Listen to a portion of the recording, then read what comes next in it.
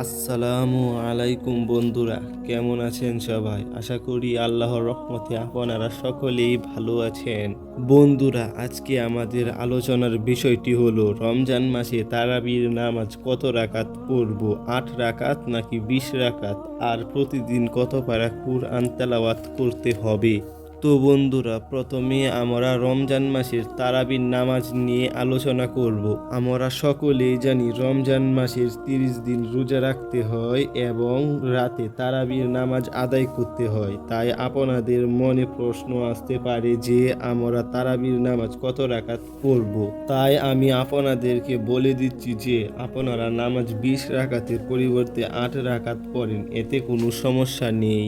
কিন্তু নামাজ শুদ্ধভাবে পড়তে হবে, কারণ আল্লাহ তাআলা বলেছেন অল্প আমলই নাজাতের জন্য যথেষ্ট হইবে। অর্থাৎ আপনারা তারাবির নামাজ 20 রাকাত না পড়ে 8 রাকাত পড়ুন, কোনো সমস্যা হবে না, কিন্তু শুদ্ধভাবে পড়ুন।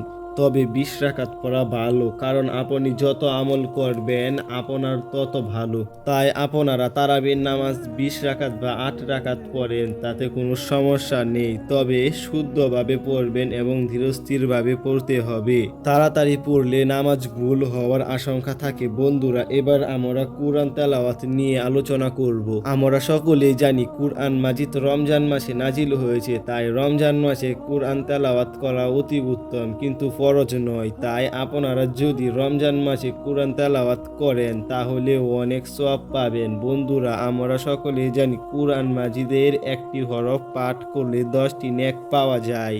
তাই আপনারা প্রতিদিন কুরআন পাঠ করবেন। বেশি পাঠ করার দরকার নেই, অল্প পাঠ করলেই যথেষ্ট, কিন্তু শুদ্ধভাবে পাঠ করতে হবে। তো বন্ধুরা, ভিডিওটা দেখে যদি একটু উপকার হয়ে থাকে তাহলে ভিডিওতে একটা লাইক দিয়ে আমাদের চ্যানেলটি সাবস্ক্রাইব করে পাশে থাকবেন।